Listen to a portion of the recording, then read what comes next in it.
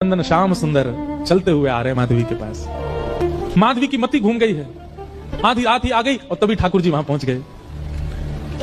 पहले तो चाल देखी तो चाल पर मोहित हुई, फिर जब वक्ष देखा तो वक्ष पर, जब हाथ देखे तो हाथ की चलन पर मोहित हो गई, और मुख देखा तो भूल गई सुध बुध। ठाकुर जी आए और आकर के मंद मुस्काए के बोले, हेरी गोपी उचाई नहीं पा रही, चल ले मैंने एक हाथ लगा दूं, उचाले याकू।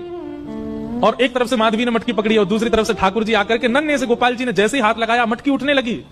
लेकिन मटकी पर नेक सहारा देते माधवी रख लेती, ऐसा नहीं।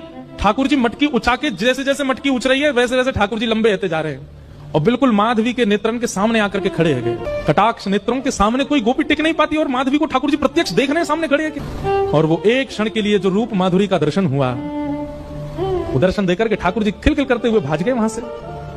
अब माधवी चाहती है कि पीछे भागे, लेकिन पैर स्तब्ध हो गए। माधवी चाहती है कि चिल्लाए कि रुक जाओ, पर बोल नहीं पा रही है। माधवी चाहती है कि इधर गए मैं नेत्र घुमा करके देख लूं, पर नेत्र घूम नहीं पा रहे। पूरा शरीर मानो जैसे एक स्थूल स्तब्ध एक मूर्तिमंत की तरह खड़ा हो गया। केवल नेत्रों से अश्रु गिर रहे हैं, कुछ नहीं कर पा रही, बेसुध है माधवी। वहीं खड़ी रही तब तक जब तक भोर में गोपियां जल भरने नहीं आ गईं। अश्रु जलों से जल पूरा वस्त्र भीग चुके हैं माधवी के। और तभी सब गोपियां आई, आकर के अरे ये माधवी, ये पहले ही आ गई जल भरवे।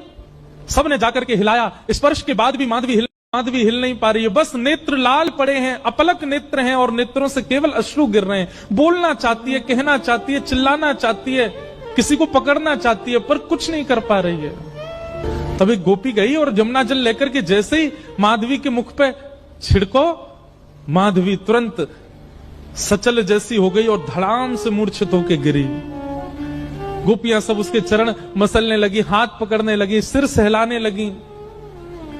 और जैसे होश में आई, होश में आती बस रो रही है और पूछ रही है वो कहां है, मोहिनी मूरत सांवली सूरत, वो कहां है।